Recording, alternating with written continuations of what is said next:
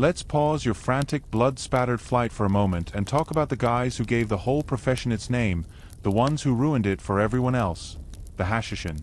You've probably heard of them. The legends say they were the ultimate assassins, fanatical, stealthy, operating from impregnable mountain fortresses, their very name a whisper of terror from the Crusader states to the courts of Europe. Their leader, the Old Man of the Mountain, could command them to leap to their deaths from a parapet with a single word, so devoted were they. Compared to your miserable existence, a shivering wretch with a rusty dagger, hunted through mud and filth for a handful of coins, they sound like a different species. But here's the secret, the cold, hard truth that would have saved you a world of trouble if you'd known it. The Hashishin's greatest weapon wasn't the dagger. It was public relations. Think about it. You are a Christian lord or a Sunni caliph, and one morning, you wake up to find a dagger buried in the pillow next to your head, pinning a note. No one saw anything. No alarms were raised. The message isn't just, I can kill you. It's, I was here, in your most private space, and I chose not to. That's psychological warfare on a level you can't even comprehend. The actual act of killing was almost secondary. The fear was the product. They cultivated an aura of omnipotence, of being able to strike anyone, anywhere, and they sold that fear with the precision of a master merchant.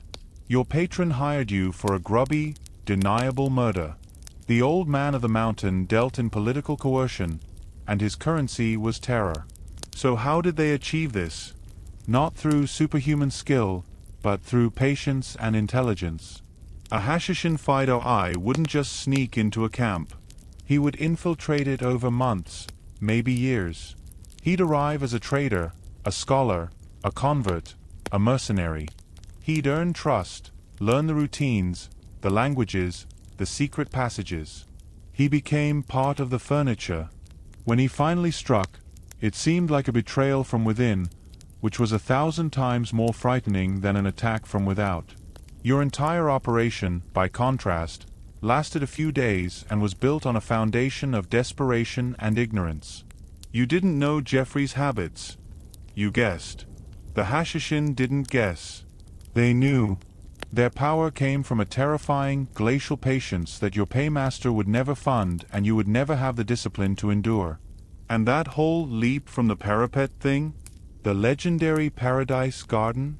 Historians still debate the exact nature of the Hashishin's indoctrination, but the mainstream consensus is that the stories of drug-induced bliss, the name Hashishin, is the root of the word assassin, linked to hashish, were largely propaganda spread by their terrified enemies. It was far more effective for their rivals to believe they were dealing with inhuman fanatics, drugged into obedience, than to admit they were up against a highly disciplined, politically motivated intelligence organization. The reality was probably a mix of intense religious fervor, rigorous military training, and a powerful sense of belonging to an elite, chosen group. You, on the other hand, were motivated by the need to avoid debtor's prison. The difference in motivation is the difference between a scalpel and a club. Here's a quirky, fringe tidbit that highlights the sheer psychological power they wielded. One story, likely apocryphal but endlessly repeated, tells of the Sultan Saladin, the great unifier of the Muslim world against the Crusaders. He awoke one morning to find a poisoned dagger on his pillow alongside a note from the Old Man of the Mountain. The message was clear: back off. And Saladin, one of the most powerful military leaders of the age, did. He negotiated. He didn't storm their fortresses with his army. He made a deal. Whether it literally happened or not is almost irrelevant. The fact that the story was told and believed is what mattered. It cemented their reputation.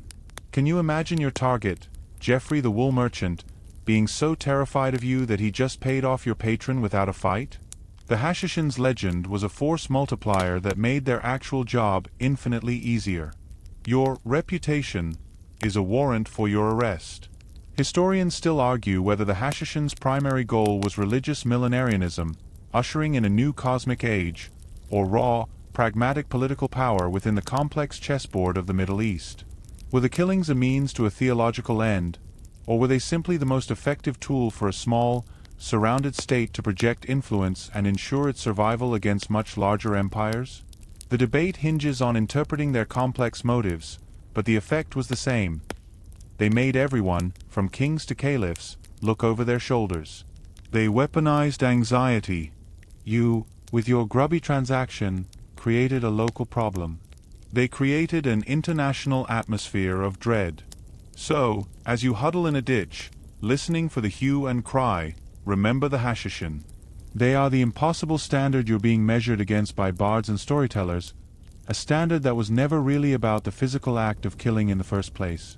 Their success wasn't in their blade work, it was in their masterful manipulation of perception. They understood that to control a man, you didn't always need to kill him. You just needed to convince him he was already dead. You, on the other hand, just made a mess, and now you're covered in it, both literally and figuratively. The legend of the assassin is a masterpiece of psychological terror. Your reality is a lesson in the consequences of clumsy, desperate violence. It sucks.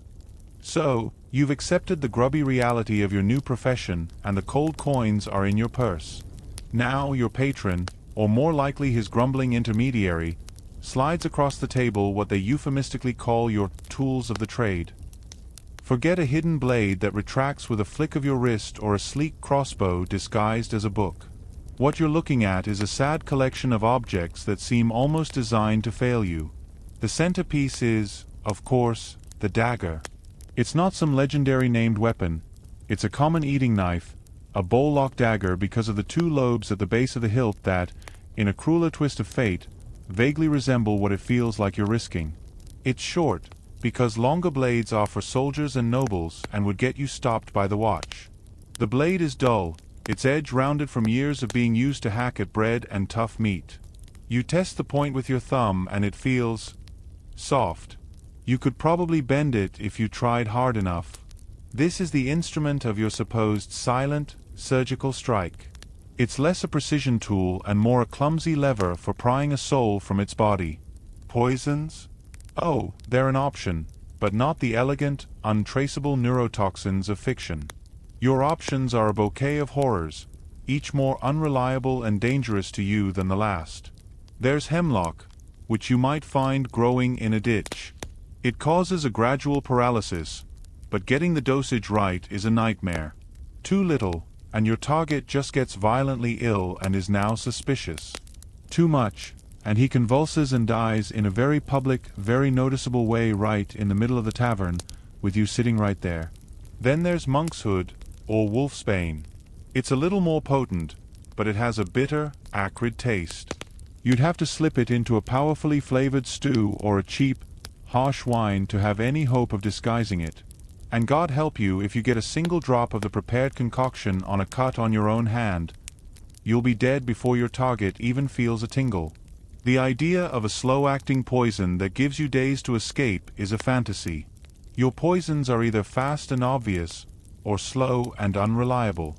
They require access to the target's food and drink, a level of intimacy you almost certainly don't have. So much for the untraceable art of the poisoner. Let's talk about the actual mechanics of killing a man with your sad little dagger. The stories make it sound simple. A quick jab between the ribs and the target slumps silently. The reality is a messy, physical struggle. People are tough. Ribs are hard to penetrate, especially with a subpar blade. Clothing, even simple wool, can snag and bind a weak thrust. The ideal spot is the neck or under the armpit, but that requires you to be impossibly close, and the target to be perfectly still. More likely, you'll have to grab him from behind, one hand over his mouth, the other sawing at his throat. It's not a stab, it's a butcher's cut. There will be noise, gurgles, the scrape of metal on bone, the scuffling of feet. There will be blood, a shocking amount of it, hot and slick, coating your hand and sleeve, making your grip on the dagger treacherous. It's not a duel, it's a brutal, intimate, and profoundly ugly act of butchery, and you will be drenched in its evidence. And what about ranged options? Surely a bow is cleaner? If you're lucky, your patron provides a small, weak crossbow, a latchet. It's slow to load, You have to crank it with a little winch, and its effective range is about 20 paces. The bolt might not even penetrate a heavy winter cloak. The string might be old and frayed, snapping when you fire. In a crowded street, the wind, the movement of the crowd, your own trembling hands, all of it conspires against a clean shot. A longbow is out of the question. They are the weapons of professional soldiers, 6 feet of you that require a lifetime of training to draw, and carrying one marks you instantly as either a royal archer or a bandit. So, you're back to the dagger, relying on a weapon that demands you be close enough to smell your target's breath, to see the surprise and terror in his eyes. Here is a mainstream historical fact about these tools. The metallurgy of the early and high Middle Ages was wildly inconsistent. While the image of the master swordsmith painstakingly folding steel is romantic, the reality for the common person, and a low-rent assassin, was weapons made of bloomery iron, a spongy, impure metal that was soft, prone to rust, and difficult to sharpen to a fine edge. Your dagger isn't the legendary, sharp-for-centuries steel of a katana. It's a crudely hammered piece of junk that will lose its edge after a single use, if it even had one to begin with. Maintaining a weapon required resources and knowledge you simply don't possess. Your tool is, in every sense, disposable. Just like you. Now for a truly quirky, fringe tidbit from the annals of medieval assassination methods. Some texts, particularly those delving into the more paranoid corners of folklore, speak of the mortal lamp. The theory was that you could craft a candle or lamp, and within the wax or fuel, you would mix the fat rendered from a hanged man's body, the so-called suet of the dead. When this lamp was burned in the presence of your intended victim, the smoke and light would supposedly slowly drain their life force, causing them to waste away. Imagine the scene. You're not skulking in shadows, but trying to casually replace a candle in your target's own bedchamber, hoping the weird, greasy smoke doesn't smell too strongly of corpse. It's a method that speaks to a deep, almost pathetic belief in magic when physical methods seemed too dangerous or too difficult. It was the weapon of the utterly powerless. Historians still argue whether the prevalence of certain blade types, like the robust rondel dagger designed purely for punching through mail gaps, was a direct response to the threat of close-quarters assassination or simply an evolution of battlefield and civilian self-defense needs. The rondel, with its stiff, tapered, often triangular blade, was brutally effective at its job, but was it developed because nobles were increasingly fearful of up-close murder in crowded courts? Or was it just a natural progression from the earlier, less effective knives? The debate highlights the blurred line between the tools of the soldier, the tools of the bodyguard, and the tools of the murderer. In your hand, the distinction is meaningless. It's all just a sharp piece of metal that feels hopelessly inadequate for the terrifying task ahead. So you stand there, holding your terrible tools. The dagger is a disappointment. The poisons are a death wish. The crossbow is a liability. Every single option is a gamble with catastrophically bad odds. There's no gadget to get you out of trouble, no smoke pellet to cover your escape. There is just you, your fear, and a collection of objects that seem almost comically ill-suited for the purpose they've been assigned. The weight of the coins in your purse feels lighter now, utterly insignificant when measured against the sheer, physical impossibility of the act you are supposed to commit with these pathetic instruments. This is your arsenal. This is what stands between you and a successful, anonymous escape. It sucks. The dagger is a lump of cold fear tucked into your belt. The poison vials clink together in your pouch like a tiny, morbid bell announcing your treachery with every step. But before you can even think about using them, you have to find your target. This is where the romantic fantasy of the assassin evaporates into the exhausting, soul-crushing, and financially draining reality of the hunt. You don't materialize in a shadowy corner of the target's bedchamber. You have to get there. And in the medieval world, travel is a form of slow, grinding torture. Your first task is simply to close the distance. Your target, Geoffrey the wool merchant, isn't in this town. He's a day's ride away, maybe 2, in a larger city where the big markets are. That means you have to walk. So you walk. Your shoes are thin leather, already worn, and within an hour, every stone on the road is telegraphing its shape directly into the sole of your foot. There is no comfortable, sprung carriage. There's just the mud. Oh, the mud. It's not just dirt and water. It's a churning, foul-smelling slurry of human and animal waste, churned by 1,000 cartwheels and hoof prints. It sucks at your feet with every step, a cold, clinging reminder of your place in this world. It rains, a fine, insistent drizzle that soaks through your wool cloak, making it heavy and rank. You're not a shadowy predator. You're a cold, wet, miserable man on a road, just like every other poor soul trudging towards the city gates. Your grand mission has been reduced to a battle against the elements and the relentless ache in your legs. Let's talk about the financial logistics, because your patron silver is already burning a hole in your purse, and not in a good way. You need a bed, or at least a spot on a tavern floor. That costs a penny. You need food, a bowl of thin pottage, a hunk of stale bread. That's another penny. Maybe you splurge on a cup of cheap, sour ale to warm your bones. Another halfpenny gone. If you're lucky enough to find a river too wide to ford, you have to pay a toll to the local lord to use his bridge, or a fee to a surly ferryman. Every single step of this journey is a tiny, incremental drain on your resources. The grand payment for the job itself suddenly seems a lot smaller when you realize it has to fund this entire miserable expedition. You start doing the math in your head, a frantic calculation of how many days you can afford to stalk your prey before you're simply broke and stranded in a city where you know no one. And you can't just arrive and ask for him. Hello, good sir. Could you direct me to Geoffrey the wool merchant? I have some urgent business with him. That's a one-way ticket to a noose. So you have to loiter. You spend hours in the market square, pretending to examine bolts of cloth you can't afford, all while your eyes scan the crowd for a man with a scar over his left eyebrow. You linger outside guild halls, earning suspicious glances from the real merchants. You nurse a single ale in a tavern for 3 hours, your ears straining for the sound of his name. This is the intelligence-gathering phase. It's not breaking into a guarded library to steal secret plans. It's boring, nerve-wracking, and makes you look like either a simpleton or a thief. Which, in a way, you are. Here's a mainstream historical fact about this part of the journey. The medieval road system was, for the most part, a disaster. While the Romans had left behind a network of impressive straight roads, by your time, 1,000 years of neglect, local quarrying, and general decay had turned many of them into little more than glorified dirt tracks. There was no centralized maintenance. Travel was slow, dangerous due to bandits and wild animals, and incredibly hard on the body. The average travel speed for someone on foot was about 15 to 20 miles a day, and that was in good weather. A simple 50-mile journey could easily take 3 or 4 days of pure, unadulterated physical misery. You weren't traversing a continent.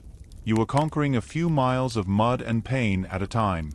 Now for a quirky tidbit about tracking your target in a city. One of the most fringe, almost absurd methods suggested in some later, more paranoid manuals was pigeon espionage. The idea was that you could, theoretically, capture a homing pigeon from your target's own coop, keep it with you, and then release it when you needed to know where he was. The pigeon would, presumably, fly straight back to its home loft, leading you right to him. Can you imagine the scene? You, a desperate man, trying to sneak into a dovecot, being attacked by a flock of panicked birds, all while hoping the one you grab is actually the one that belongs to Geoffrey and not some random bird that will just fly off into the wild blue yonder. It's a plan so convoluted and unlikely it makes poisoning a man with a candle seem downright practical. Historians still argue whether the sheer difficulty and expense of travel actually acted as a deterrent to this kind of freelance criminal enterprise or simply concentrated it within cities.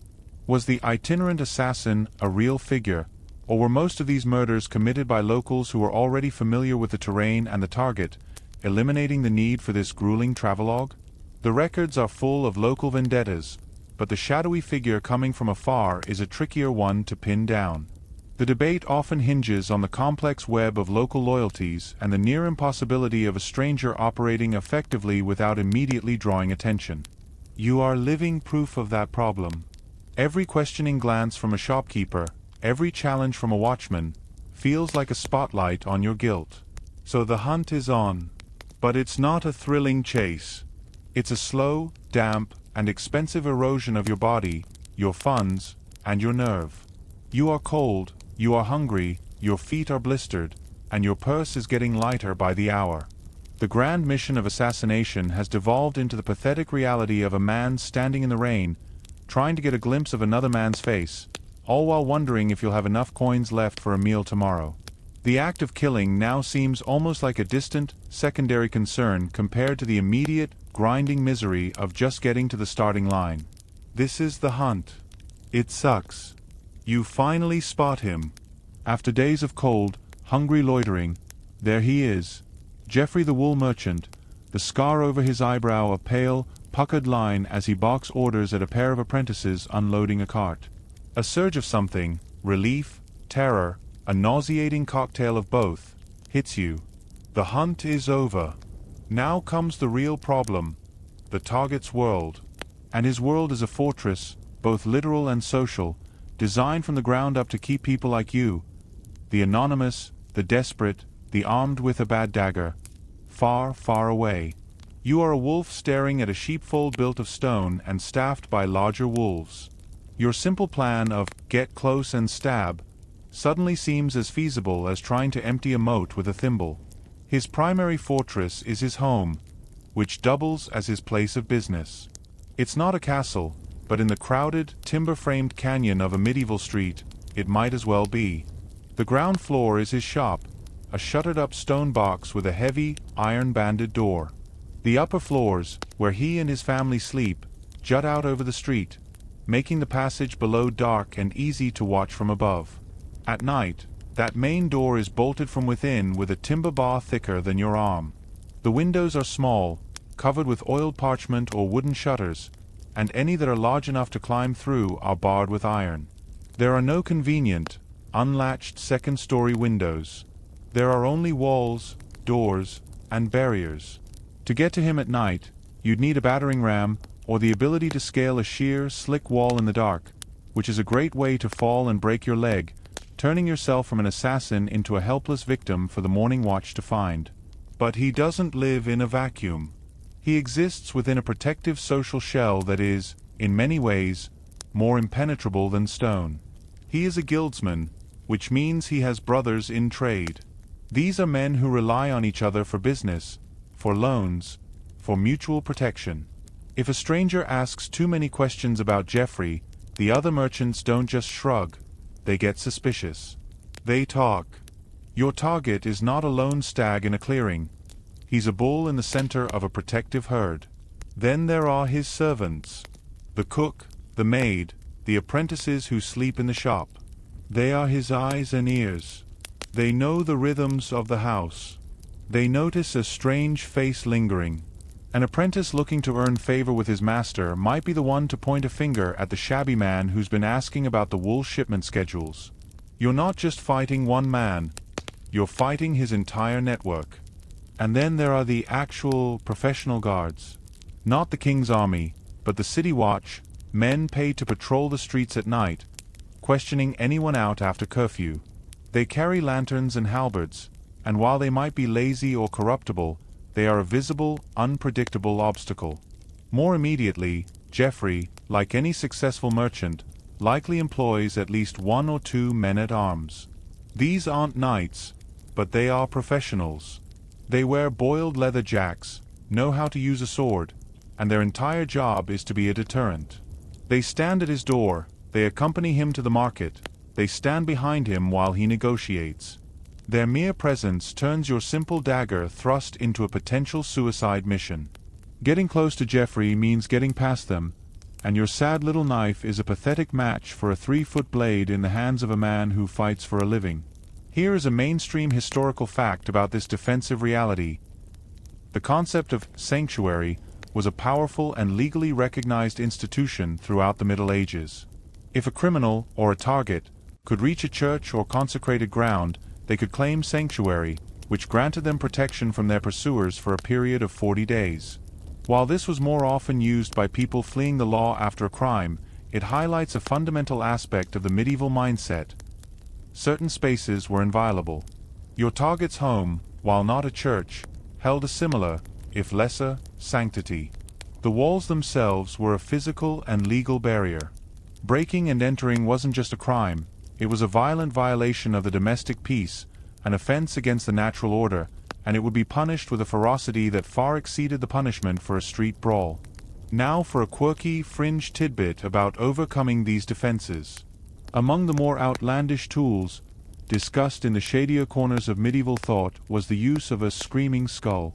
The belief was that if you could acquire the skull of a specific type of sinner, often a suicide or an unbaptized child, and inscribe it with certain symbols, it could be used to create a powerful distraction.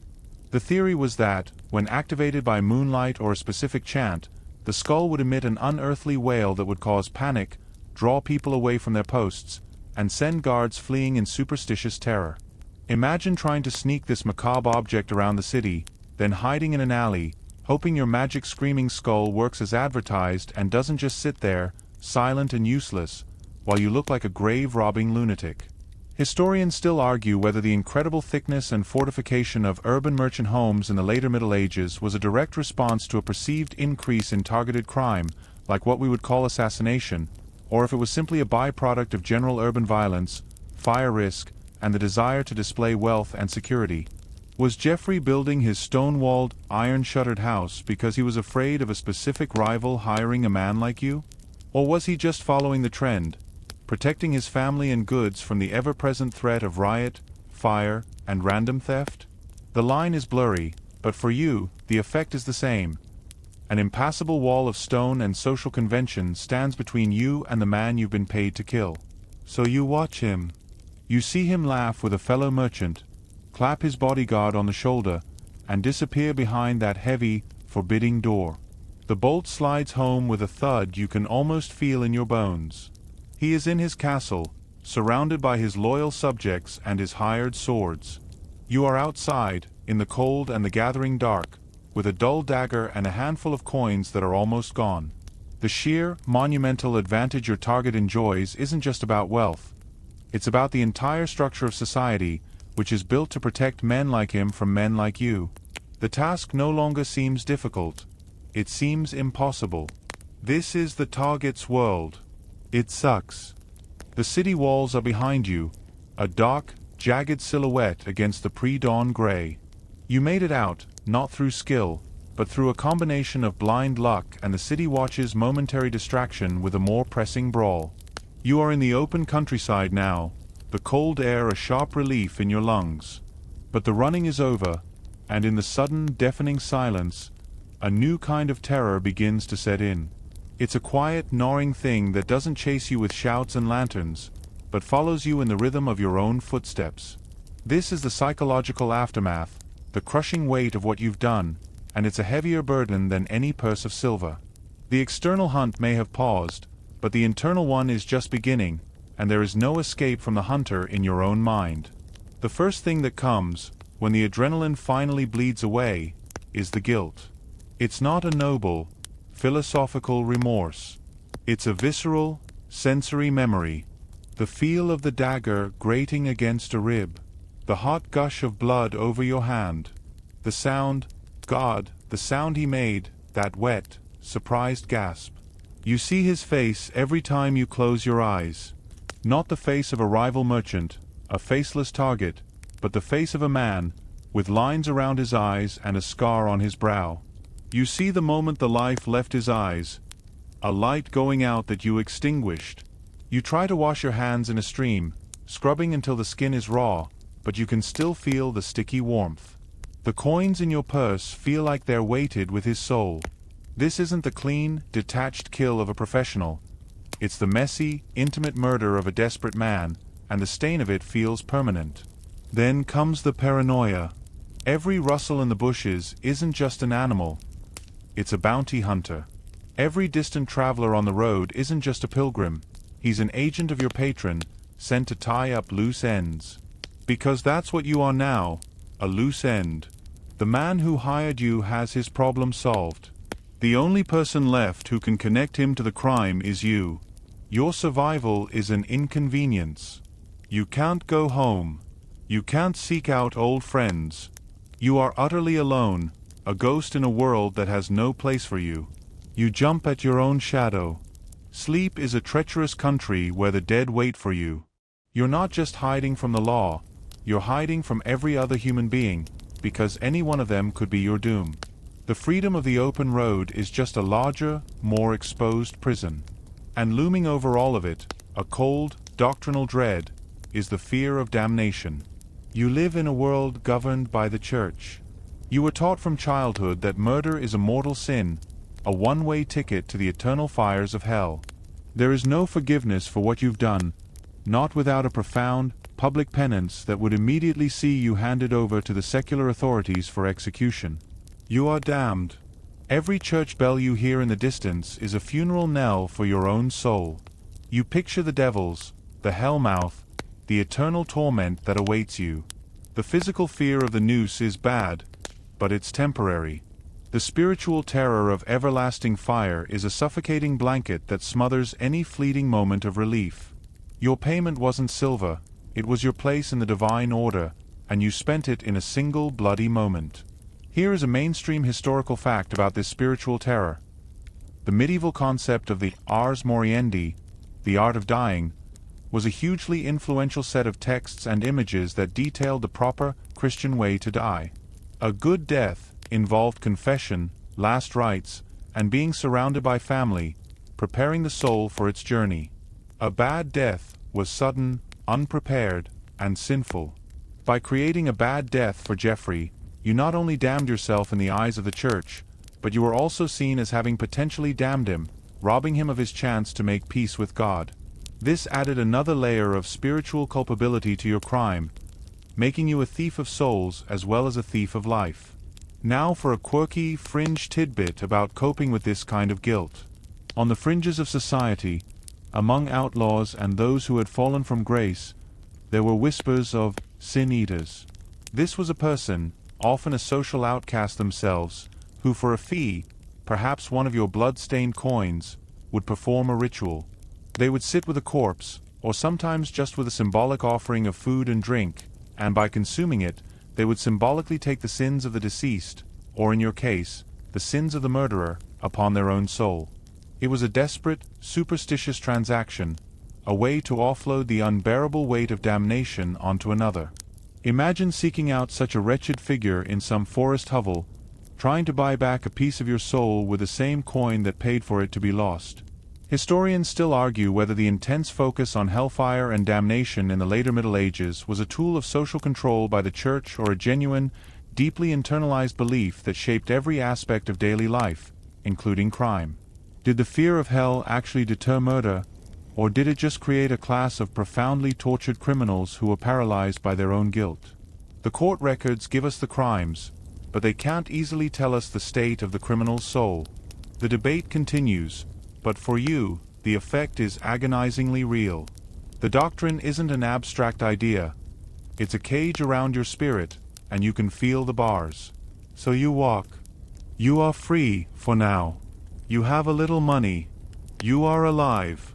And you have never been more trapped. The face of the dead man is your constant companion. The fear of man and God is your new shadow. The open sky above feels less like freedom and more like the vault of a courtroom where you have already been found guilty. The physical ordeal of the kill and the escape is over, but a more subtle, more insidious decay has begun inside you. You traded your future for a handful of silver, and now you have no future, only an endless, paranoid present, marching toward a hell you are now certain awaits you. This is the psychological toll. It sucks. You walk until the coins are gone, spent on stale bread and the occasional dubious shelter in a barn, always moving, the face of the dead merchant seared onto the back of your eyelids. You eventually find work in a village so small it doesn't have a name on any map, a day's walk from the nearest town. You become the new laborer, the quiet one who never speaks of his past, who flinches at the sight of the bailiff, who works from dawn until dusk for a bowl of pottage and a spot on a hayloft. This is your legacy. This is the grand culmination of your career as a medieval assassin, a life of anonymous, grinding toil, haunted by a memory only you carry. The story of Geoffrey the wool merchant's death is a tale told by others now, a piece of local gossip that has long since lost its urgency. You are not part of the story. You are just a ghost. If you had succeeded perfectly, if the kill had been clean and your escape total, what then? Your patron gets his rival out of the way, his business prospers, and he attributes his success to his own shrewdness and God's favor. He doesn't build a statue to the ragged man he hired in a tavern. He doesn't even remember your name. You are a tool he used and discarded. Your perfect success grants you nothing but the continuation of your miserable, fugitive existence. There is no guild of assassins to welcome you, no pension, no fame. There is only the next meal, the next cold night, the next time you have to look over your shoulder. The credit for your work, and the prosperity it bought, belongs entirely to the man who paid for it. You are the unseen, unthanked catalyst in someone else's story of success. If you had failed, of course, your legacy was a short, public, and brutally instructive death. Hanging from a gibbet at a crossroads, your body left to swing as a warning to others, your name, if anyone even knew it, reviled as a common murderer. But consider the third, more likely outcome, the one you're living now, the messy, anonymous middle. The kill was done, but it was messy. The escape was made, but you were seen. You are a loose thread, and the world is already weaving over you. The official story, the one that matters to the courts and the chroniclers, is whatever serves the powerful. Perhaps your patron, to cover his tracks, spreads a rumor that Jeffrey was killed by rival traders from another town. Perhaps he blames it on a random footpad, a stranger. You are not even important enough to be a scapegoat. You are simply forgotten. Your one defining act is attributed to faceless others. Let's get one mainstream historical fact straight about this. The medieval chronicler, the person writing down the events of the age, was almost always a monk or a cleric in the employ of a noble or the church. Their job was not objective reporting. It was to record events in a way that glorified their patron and reinforced the divine order. The death of a merchant in a back alley wouldn't even register unless it served a political purpose. If it was recorded, it would be as a moral lesson on the dangers of greed or the unpredictability of urban life. The individual, the actual perpetrator, you, are irrelevant to the grand narrative of history. You are a statistic, a symptom of a sinful world, not an actor in it. Here's a quirky, fringe tidbit about how some tried, against all odds, to carve a legacy. The concept of the criminal's mark, or the outlaw's sign, exists in folklore. A specific way to knot a rope, a unique symbol carved into a tree near a hideout, a particular pattern of stones. It was a way for those erased from the official record to say, I was here. I existed. It was a ghost of a legacy, a message for other outlaws or simply for the self, a tiny act of defiance against the immense, crushing weight of anonymity. You might be tempted to carve your initial into a tree, not out of pride, but out of a desperate need to prove to yourself that the nightmare was real, that you were once someone who did something that mattered, even if it was terrible. Historians still argue whether the overwhelming majority of medieval people, the nameless, faceless masses who built the cathedrals and tilled the fields and yes, committed the crimes, have been completely lost to history by the simple bias of the sources, or if we can reconstruct their lives and mentalities through indirect means. Archaeological finds of their homes, analysis of court roll abbreviations, the study of folk traditions. Are the billions of individual stories from this era simply gone forever, or are we, painstakingly, learning to read between the lines of the official record to hear their faint echoes? You are a case study in this silence. Your entire life, your fear, your guilt, your desperate flight, it all vanishes into the silence of the unrecorded past. So this is it. This is your legacy. Not glory, not infamy, but a slow fading. The memory of the kill will fade in your own mind, blurred by time and 1,000 other miseries, until it feels like a story that happened to someone else. The world has moved on. Jeffrey's son runs the wool business now. Your patron is a little richer, a little fatter. The alley where it happened has been flushed clean by 100 rains. You work, you eat, you sleep. You are a man with a secret that no one would care to hear. The grand, terrifying, life-altering act of assassination has been reduced to a private, fading scar on your soul. You set out to change your life with a single, violent act, and you succeeded. You changed it from one kind of misery to another, perhaps worse, kind. And in the end, the only person who will ever know, or care, is you. And even that memory will one day turn to dust. This is your legacy. It sucks. The frantic pace of your flight has long since faded, replaced by the slow, rhythmic turning of the seasons. The sharp edges of your fear have been worn smooth by the endless, monotonous passage of days, each one much like the last. You no longer startle at every sound. The memory of the blood on your hands has been overlaid by the calluses earned from honest, if meager, labor. The face of the man you killed is still there in the quiet moments, just before sleep, but the horror has been muted, folded into the tapestry of your life like a dark thread in a vast, indistinct pattern. The world is vast, and you are so very small within it, a single breath in a centuries-long wind. There is a strange, sad peace in that realization. The chase is over. The fear has exhausted itself. You are here, you are breathing the cool night air, you can hear the gentle rustle of the leaves in a distant wood, a sound that has nothing to do with you and your past, a sound that was here long before you and will remain long after. There is no grand redemption, no dramatic conclusion, just the quiet understanding that the storm has passed, leaving behind a deep, weary calm. Let the weight of it all go now. The guilt, the paranoia, the what-ifs. They are echoes in a hall that is growing darker and quieter with every beat of your heart.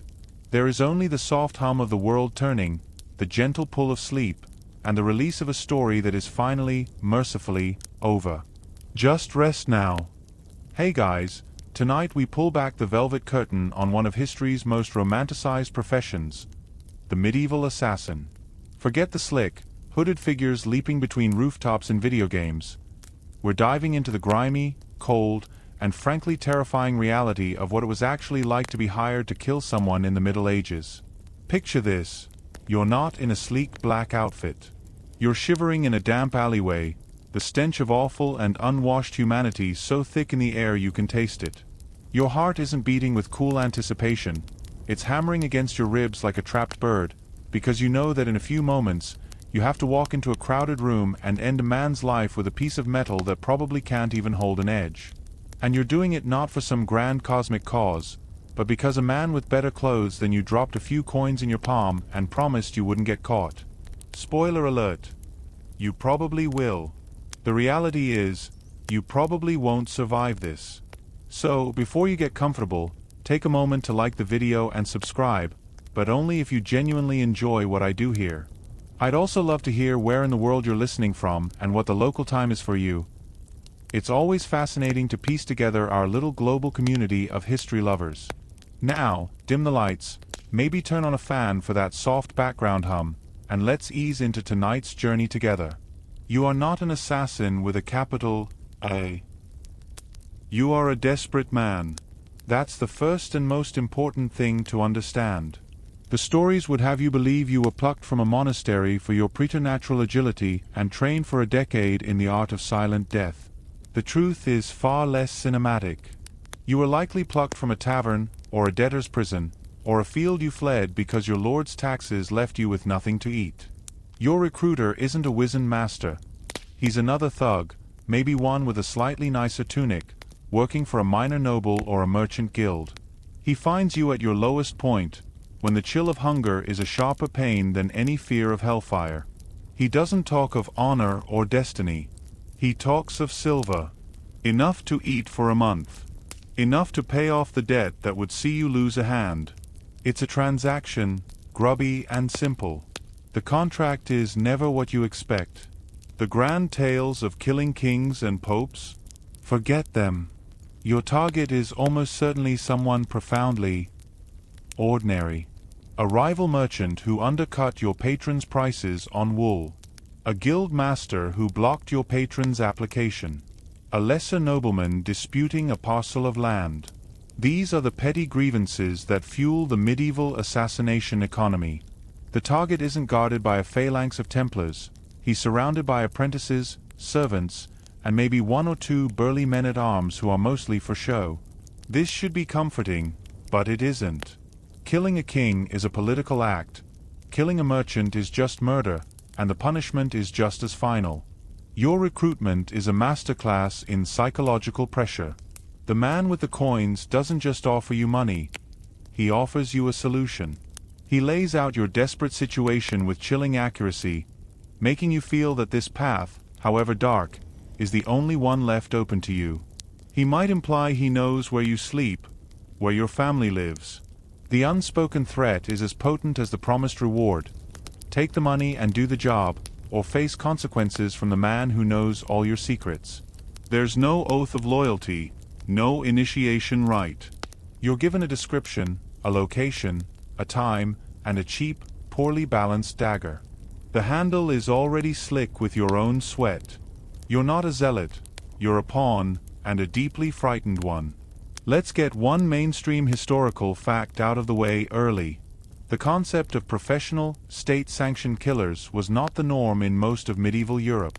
While places like the Middle East had the infamous Order of the Assassins, the Nizari Ismailis, who were highly organized and politically motivated, in your average European town, murder for hire was a messy, ad hoc affair. It was often tied to local feuds, family vendettas, and the brutal world of trade and guild politics. The court records that survive are filled with cases of murdrum, a fine paid by a community if a Norman was killed and the culprit wasn't found, which speaks to a world where violence was common, but organized, professional hitmen were not. Here's a quirky tidbit to chew on. One of the fringe, almost laughable methods sometimes whispered about in the context of medieval assassination was the use of a mannequin. This wasn't a voodoo doll in the modern sense, but the idea of sympathetic magic was potent. The theory went that if you could get a personal item from your target, a lock of hair, a piece of clothing, and incorporate it into a wax or clay figure, then ritually harming the figure could cause harm to the person. Can you imagine? Your patron, some grim-faced lord, handing you a candle and a strand of hair instead of a dagger? Here, go melt this near his house and think mean thoughts. It was a desperate, superstitious Hail Mary for when you couldn't get close enough with a real weapon, a testament to the sheer powerlessness people often felt. Historians still argue whether the prevalence of trial by ordeal and later, by jury, actually increased the demand for assassins or decreased it. On one hand, if a rival could simply be challenged to a trial by combat or have a case brought before a court, why risk a clandestine murder? On the other, the justice system was corruptible, slow, and often stacked in favor of the powerful. If you were a rising merchant and an established, well-connected rival was blocking your way, a court might do nothing. But 3 silver coins to a starving, desperate man with nothing to lose? That could get things done. The debate hinges on whether medieval people saw the legal system as a legitimate path for resolving disputes or just another tool for the powerful, making extrajudicial methods a grim necessity. So you stand there, the coins are cold, heavy weight in your palm. They feel like they're burning a hole, not just through your purse, but through your very soul. You look at the dagger. It's pitted with rust near the hilt. You wonder if it will even break the skin, or if you'll have to saw at the man's throat like a blunt bread knife. The grand mission has dissolved into a single horrifying and utterly mundane task. Find a man named Geoffrey, the wool merchant with a scar over his left eyebrow, and stick this piece of cheap metal into his body until he stops moving. Your training consists of a lifetime of hard labor, not secret martial arts. Your resolve is born of desperation, not fanaticism. And your future, you already know with a sickening certainty, is measured in hours, not years. This is the recruitment. This is the glorious beginning of your career as a medieval assassin. It sucks.